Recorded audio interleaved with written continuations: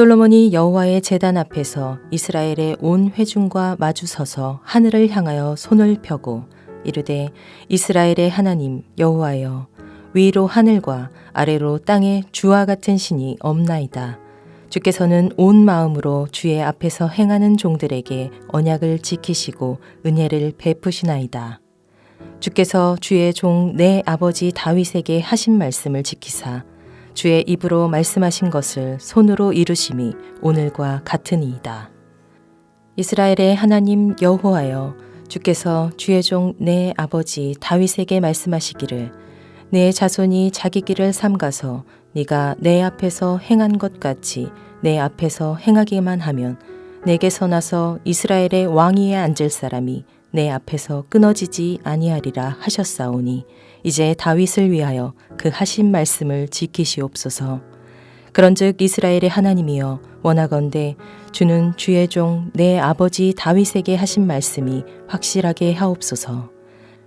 하나님이 참으로 땅에 거하시리이까 하늘과 하늘들의 하늘이라도 주를 용납하지 못하겠거든 하물며 내가 건축한 이 성전이오리이까.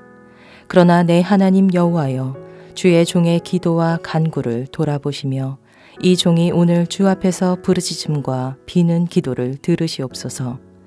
주께서 전에 말씀하시기를 내 이름이 거기 있으리라 하신 곳 이 성전을 향하여 주의 눈이 주야로 보시오며 주의 종이 이곳을 향하여 비는 기도를 들으시옵소서. 주의 종과 주의 백성 이스라엘이 이곳을 향하여 기도할 때에 주는 그 간구함을 들으시되 주께서 계신 곳 하늘에서 들으시고 들으시사 사하여 주옵소서. 만일 어떤 사람이 그 이웃에게 범죄함으로 맹세시킴을 받고 그가 와서 이 성전에 있는 주의 제단 앞에서 맹세하거든 주는 하늘에서 들으시고 행하시되 주의 종들을 심판하사 악한 자의 죄를 정하여 그 행위대로 그 머리에 돌리시고 의로운 자를 의롭다 하사 그의 의로운 바대로 갚으시옵소서. 솔로몬은 하나님이 약속하신 대로 성전 완공을 이루셨다고 증언한 후에 이제 성전 봉헌에 기도를 올려드립니다. 22절부터 시작해서 53절까지의 긴 기도는 다윗 왕조를 확실히 지켜달라는 기도를 하고 있으며 성전에서 왕과 백성들이 드리는 기도와 간구에 응답해 주실 것을 구하고 또 7가지 구체적인 상황들에 대하여 간구하는 내용들로 이루어져 있습니다. 그리고 52절과 53절은 끝을 맺는 기도를 합니다. 솔로몬은 노수로 만든 제단 앞에서 백성들을 마주하고는 하늘을 향해 두 손을 뻗고 무릎을 꿇으면서 기도합니다. 하나님을 섬기는 백성의 대표로서 만왕의 왕이신 하나님 앞에 겸손하게 간구하는 기도 자세라고 말할 수 있습니다. 먼저 솔로몬은 이스라엘의 하나님 여호와를 부르면서 이 세상 어디에도 여호와와 같은 신은 없다고 선포합니다. 그 이유는 하나님은 온 세상 중에서 이스라엘을 자기 백성으로 선택하시고 언약을 맺으시며 이루어 가시는 분으로서 이와 같은 하나님은 오직 여호와 하나님만이 유일하시기 때문입니다. 그래서 솔로몬은 제일 먼저 이처럼 언약에 신실하신 하나님께서 다윗과 맺은 언약을 확실히 지켜주실 것을 간구합니다. 하나님이 다윗과 맺은 언약은 다윗의 자손이 하나님 앞에서 다윗처럼 순종하면 다윗 왕조가 지속될 것이라는 약속입니다. 솔로몬은 다윗 왕조가 하나님에 대한 순종 위에 기초하고 있음을 분명히 알고 있었습니다. 그래서 자신과 후손들이 하나님에게 순종하겠지만 하나님도 다윗에게 하신 약속을 확실히 지켜주시기를 소원하고 있는 것입니다. 그리고 두 번째로 간구하는 것은 왕과 백성들이 성전에서 간구할 때 하나님이 응답해 달라는 것이었습니다. 하나님이 성전에 임하셨지만 그러나 하나님은 성전 건물에 제한을 받을 수 없는 무한한 분이심을 솔로몬은 이미 알고 있었습니다. 하나님은 땅이든 하늘이든 심지어 하늘들의 하늘이라도 감히 담을 수 없는 분이시며 어디든지 계시는 전능하신 분이시기에 어떻게 사람이 만든 건축물에 제한받을 수 있겠느냐라는 것입니다. 그럼에도 불구하고 하나님이 예루살렘 성전을 하나님의 처소로 선택하시고 자기 백성들 가운데 함께 하시겠다고 하셨으니 왕과 이스라엘, 즉 주의 종과 주의 백성이 이곳을 향하여 기도할 때 그 간구하는 소리를 들어주시기를 구하는 것입니다. 그래서 하늘에 계신 하나님이 그 얼굴을 성전으로 향하여 주시고 귀로 듣고 주야로 눈을 이곳에 두심으로 이 성전이 하나님께 기도하고 하나님을 만나며 응답받는 처소가 되기를 구하는 것입니다. 그런 후에 이제부터 즉 31절부터 51절까지는 이스라엘 백성들이 직면하는 여러 가지 상황들, 즉 이웃과의 분쟁, 전쟁에서의 패배, 가뭄, 재앙, 이방인, 전쟁, 포로라는 구체적인 7가지 상황을 만날 때 그때마다 하나님이 그 상황에 개입하여 주시고 간구하는 것에 응답해 주시기를 구하고 있습니다.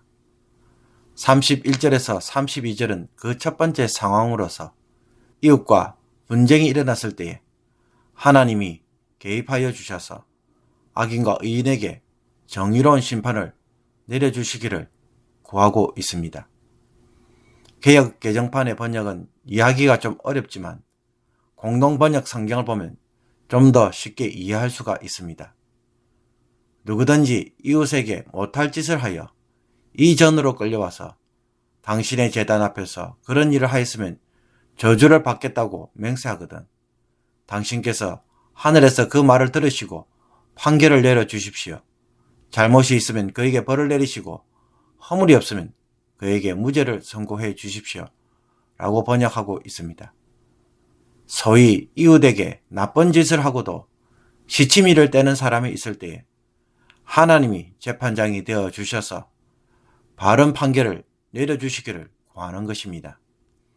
그러므로 이것은 단순히 분쟁의 문제를 해결해 달라는 기도라기보다는 성전에서 하나님이 이스라엘을 공의로 통치하시는 왕이심을 보여주시기를 구하고 있는 것입니다.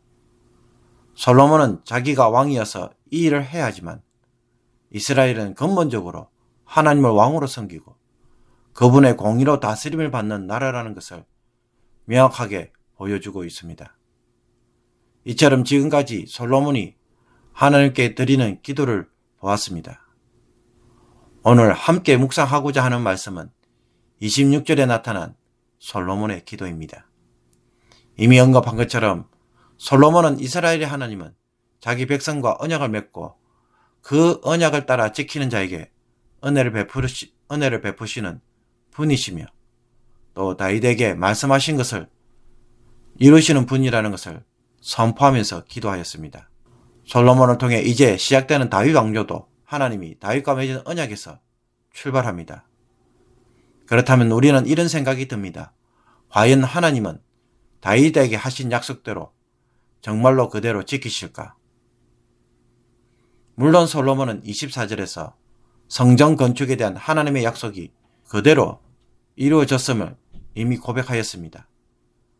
그래서 솔로몬이 기도를 합니다. 과거에도 그렇게 하셨으니 이와 같이 앞으로도 계속해서 솔로몬과 그의 자손들에게도 하나님의 약속이 계속 이루어 주시도록 간구한 것입니다.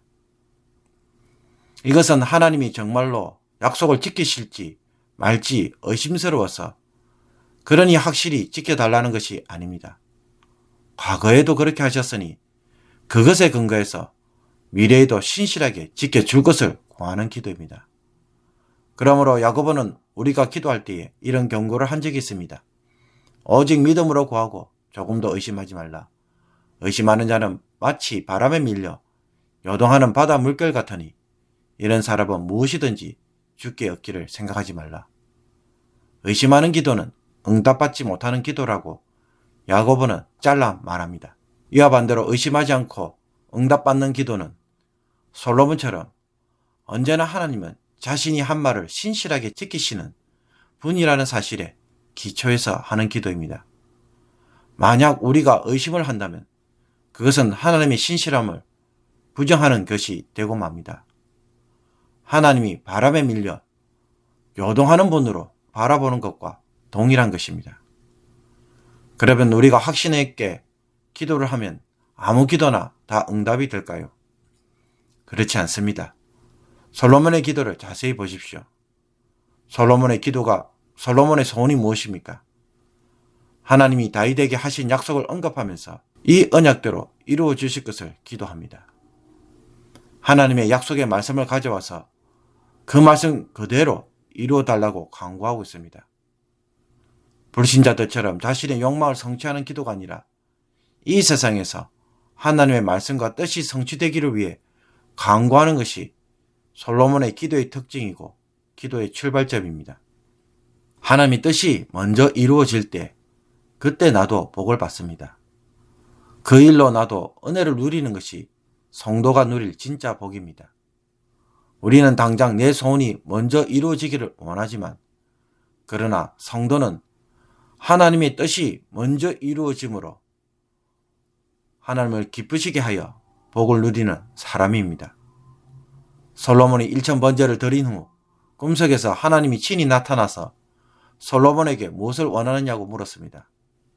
그때 솔로몬이 구한 것은 듣는 귀, 즉 백성을 잘 재판할 수 있는 지혜를 구하였습니다.